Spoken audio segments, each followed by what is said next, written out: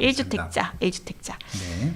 자, 안녕하세요. 집을 마련하고 참 좋았는데 매월 이자도 점점 부담이 되고 집값이 오를 때는 몰랐는데 갑자기 부채가 왜 이렇게 크게 느껴지는지. 그렇죠. 상생할 때는 이제 요 레버리지 되게 소중한 레버리지라고 생각이 됐는데 계산 매일 하잖아요. 맞아요. 일단 내도 이만큼 더 올랐어. 좋아하시죠? 그래서 맨날 시세 좀 검색하고 그러시잖아요. 근데 이제 갑자기 대출이 이제 부채가 굉장히 크게 느껴져요. 저도 공감을 합니다. 네. 내년이면 비과세로 갈아타기 할 수 있는데 저희 집도 안 팔릴 것 같아요. 그래서 갈아타는 타이밍 잡는 게 너무 어렵다.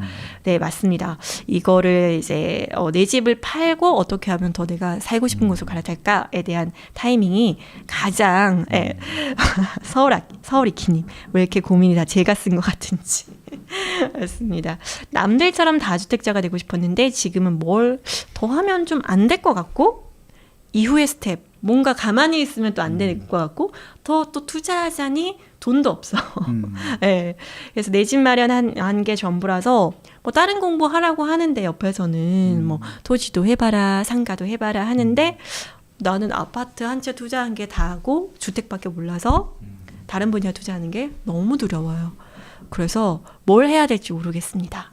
1주택자 고민이 많죠. 그렇죠? 자, 그래서 이제 비과세 갈아타기 준비하고 계신 분들 혹은 비과세가 됐는데 이제 갈아타야 되는데 어디로 갈아타야 될지 또 내 집을 얼마나 낮춰서 갈아타야 될지 이런 부분에 대해서 되게 고민하고 계시는 분들이 있으세요. 근데 다행히도 1주택자 분들은 뭐 일시적 1가구 2주택 뭐 이런 거 아니어서 쫓기지는 않으시는데 굉장히 뭔가 막연한 거죠. 다음에 어떻게 해야 돼? 이거 뭐지? 뭐 이런 거. 그쵸? 그리고 나 주택 한 채 있는데 요걸로 월세 현금 흐름을 만들고 싶은데 왜냐하면은 지금 1주택을 마련하고 시세 차익이 뭔가 시세가 계속 올랐을 때는 좋은데 그렇다고 내가 시세 차익을 아직 본 것도 아니고 이렇게 1주택을 보유하고 대출을 일으켜서 주택을 보유했는데 이자는 나가고 이거를 계속 보유하자니 불안하고 두렵고 고정 지출만 있고 그래서 현금 흐름을 해야 되겠다라는 걸 알겠는데 그래서 이번 장에서 깨달았는데 뭘 해야 될까 뭐 이런 거죠. 그래서 뭐 상가 토지 처음 공부하시는 분 되게 어렵잖아요. 네. 자, 타이밍은 일단 그런 것 같아요. 내가 가야 할 곳을 일단 정하시고 타이밍을 보셔야 되고 그렇지 않으시면 가만히 계시는 것도 투자일 수 있어요. 그렇죠? 근데 이제 갈아탈 수 있는 것들이 눈에 보이시면 되게 좋은데 저는 갈아타고 싶은 곳이 너무 많이 생겼어요. 되게 매력적인 구간으로 제가 이제 갈아타고 싶은 상급지가 되게 매력적인 구간으로 조금은 조정된 매물들이 나오기 때문에 갈아타고 싶은데 저는 이제 개인 물건들이 이제 뭔가 절세 혜택으로 좀 묶여있기 때문에 움직이지 못하고 있는데 이제 공부하면 보이는 부분이 있거든요. 그래서 만약에 내 주택을 매도하고 근데 이제 시세 말고 조금 이제 팔릴 수 있는 가격의 시세에 매도하고 그 다음에 손에 쥐는 현금이 얼마인지를 정확하게 판단을 하셔야 돼요. 그렇죠. 상담을 하다 보면 저희 갈아타고 싶은데 어디로 갈아탈까요? 그럼 제가 여쭤봐요. 그러면은 만약에 이 집을 매도했을 경우에 얼마 정도로 갈아타실 수 있으세요? 손에 쥐시는 금액이 얼마세요? 라고 하면 모르세요, 그거를. 그렇죠. 얼마에 팔 수 있을지도 모르고 세금이 얼마인지도 몰라요. 이렇게 하시는데 그렇게 하시면 안 되고 이 주택을 플랜 1 지금 현재 거래되는 가격에 매도했을 경우 혹은 조금 더 낮은 가격에 매도했을 경우에 어디로 갈아탈 수 있는지에 대한 후보군을 만드셔야 돼요. 네, 후보군을 만드셔서 만약에 지금 살고 있는 집보다 더 좋은 집으로 갈아탈 수 있다. 대출 없이 이게 가장 좋은 거고요. 만약에 감당할 수 있는 대출을 조금 일으키면 갈아탈 수 있다라고 하면 내 집을 조금 낮추셔야 돼요. 예, 매도될 수 있는 가격으로 낮추셔서 갈아타시면 되거든요. 예를 들면 항상 이런 거죠. 성남의 좀 기축 아파트인데 송파로 갈아탈 수 있다. 송파의 기축 아파트로 갈아탈 수 있다. 예, 좀 감당할 수 있는 대출을 일으켜서 혹은 내가 성남에 뭐 20년 차 아파트인데 뭐 10억 정도 되는 아파트인데 그 송파, 그러니까 상급지죠.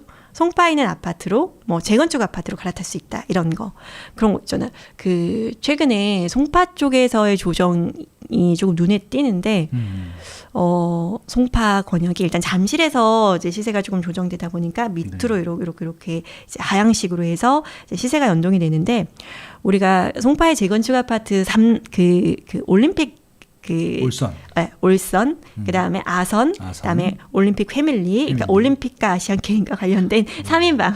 뭐 다 5천씩 더 넘는 단지들이어서. 3인방인데 86년, 88년 이렇게 입주한 네임드 단지들이잖아요. 굉장히 선호하는 단지들인데 거기서 올림픽 패밀리타운 아파트가 15억 구간까지 실거래가 됐어요. 그렇죠. 15억, 예, 15억 구간까지 내려갔는데 이런 아파트들 예를 들어 송파구보다 조금 더 낮은 급지에 있던 분들이 이렇게 뭐 갈아탄다든지 뭐 꼭 15억 구간이 아니더라도 15억 구간 아래에 있는 송파의 송파 남부 쪽에 뭐 재건축 아파트로 갈아탄다든지 이렇게 뭔가 내 집을 매도해서 손에 쥐는 돈으로 어디를 갈 수 있어라고 명확하게 그림이 그려진 상황에서 포트폴리오를 좀 짜면서 계획을 짜셔야지 떨어질 것 같으니까 일단 팔고 그 다음에 갈아탈 것을 고민한다라고 하시면은 이 중간에 붕 뜰 수가 있거든요. 그래서 1주택자분들은 갈아타는 거 타이밍을 잡는 것보다 내가 이 집을 매도했을 때 얼마인지 그리고 어디로 갈아탈 수 있는지 좀 상품 분석을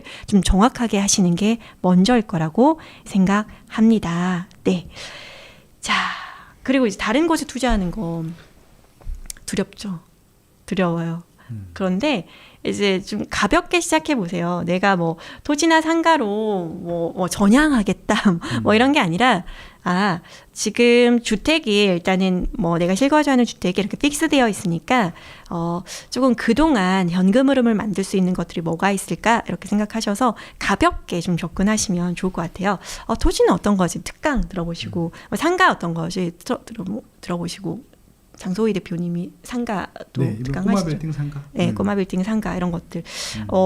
그래서 뭔가 그 분야가 다르고 전혀 낯설다고 해서 너무 이제 등지지 마시고요. 가볍게 특강 같은 것들 들어보시면 굉장히 매력적인 포인트들이 또 있거든요. 예, 그래서 다른 분야에 투자하는 것들 살짝 이제 조금씩 관심을 가지면서 결국은 하락장에서든 상승장에서든 투자를 잘 하시는 분들의 전제 조건이 있어요. 어떤 거냐면 현금 흐름.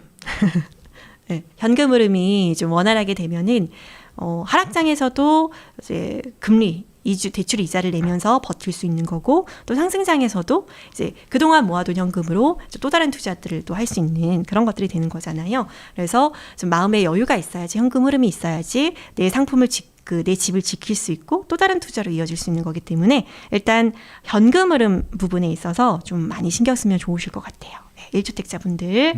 네.